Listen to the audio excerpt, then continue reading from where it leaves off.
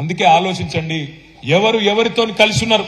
నిన్న మీరు చూసింటారు, నిన్న మనము 4 నెలల కిందట మన డాక్టర్ శ్రవణ్ దాసోజు, అదేవిధంగా కె సత్యనారాయణ గారు ఇద్దరిని ఎమ్మెల్సీలుగా గవర్నర్ గారికి ఒక కేబినెట్ లో తీర్మానం చేసి కేసీఆర్ గారు ముఖ్యమంత్రిగా ఉన్నప్పుడు ఒక ప్రపోజల్ పంపించినాం.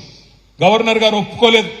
ఈ శ్రవణ్ అంటే ఆయనకు, సత్యనారాయణ అంటే ఆయనకు రాజకీయ సంబంధాలు ఉన్నాయి, అందుకే నేను సంతకం పెట్టను అని చెప్పి రిజెక్ట్ చేసింది. అదే నిన్న రేవంత్ రెడ్డి గారు పోయి కోదండరాం గారికి ఇంకొకలకు నామినేషన్ ఇస్తే వెంటనే ఒకటే క్షణంలో సంతకం పెట్టింది. నేను అడుగుతా ఉన్నా, మరి కోదండరాం గారు నిన్నటి దాకా మీరు సంతకం పెట్టినాడు కూడా ఒక రాజకీయ పార్టీ అధ్యక్షుడు కాదా? మరి ఎవరితో కలిసి ఉన్నారు?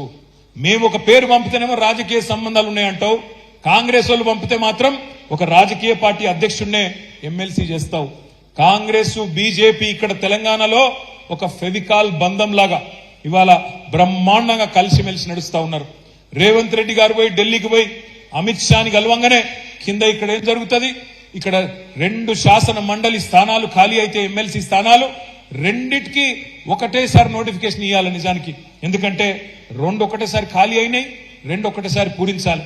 కానీ 2 ఒకటేసారి పూరిస్తే ఒకటి కాంగ్రెస్ కు వస్తుంది, ఒకటి బీఆర్ఎస్ కు వస్తుంది. అందుకే 2 అలగలగ ఎన్నికలు పెట్టి ఒక అండర్స్టాండింగ్ లో కాంగ్రెస్ బీజేపీ 2 కూడా ఇక్కడ కాంగ్రెస్ కు వచ్చేటట్టు సహకరిస్తా ఉన్నాయి.